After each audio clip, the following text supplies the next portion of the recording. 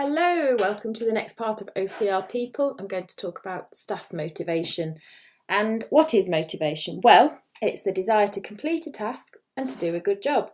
Because motivated workers work hard, they're more accurate, they give much better customer service, they're more independent, they can do things without being supervised all the time, they're off sick less often, and they leave less often. So you retain your staff if they feel motivated in the workplace. And it's easier to recruit new staff if you're known to be, a business that is fun to work at. So people aren't just motivated by money. There are lots of ways to motivate that won't cost a lot, and we're going to look at those in a moment. So ways of motivating staff can be financial, which means types of pay that actually where you're physically giving cash in one way, shape or form to the employee, and non-financial. So it might be award schemes, praise, and the working and making work environment look good. So one way that employees get paid is an hourly wage, and the workers know exactly how much they're going to be paid per hour.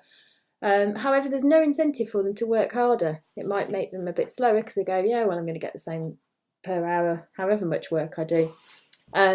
But they might say, and they might be keen to work overtime, because if you say to them, can you work an extra hour tonight? And they say, well, will you pay me that extra hour? And you say yes, and they go, yeah, okay, fancy that.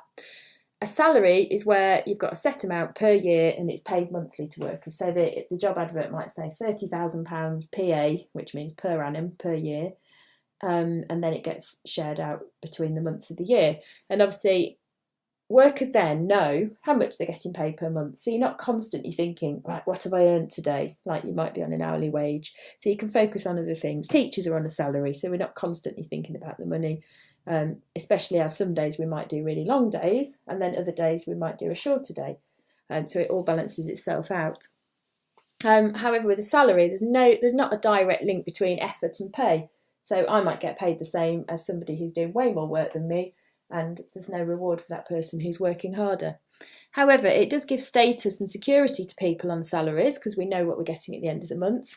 And you could use something called appraisals to boost the efforts of people who are on a salary, which is where you meet with the worker once a year. The line manager meets with them and talks about their progress and performance and what they can do next.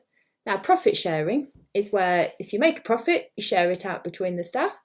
The workers feel obviously more motivated for the company to do well because they know they're going to get more money if it does well, and they'll get a share of the profits.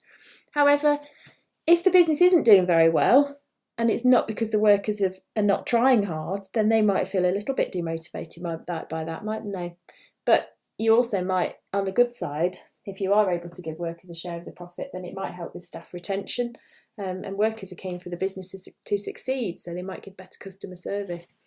Now, a bonus or a commission are paid when a worker meets their target. They might get a bonus. So if you say to them, you've got to find 3 new customers this month to sell to, in a bigger business, obviously, not just in McDonald's, and then you'll get a bonus of 10% of your salary.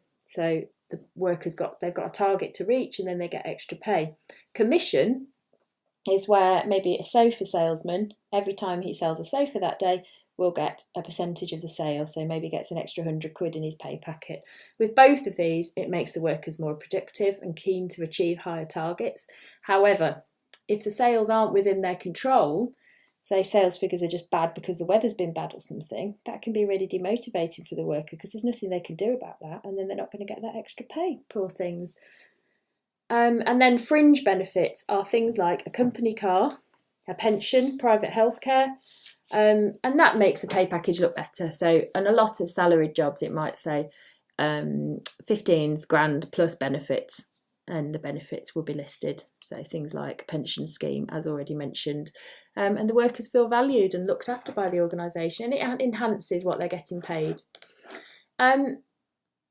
The non-monetary rewards, things like award schemes, praise, the working environment, obviously things like taking staff out for the day, having a staff social, they're all things that businesses can do to make workers feel better about themselves and about the work without necessarily spending a fortune. So very often in a business exam, it'll say, how could they motivate the staff?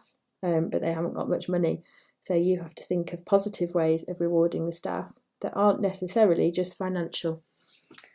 And there we have it. Bye bye for now.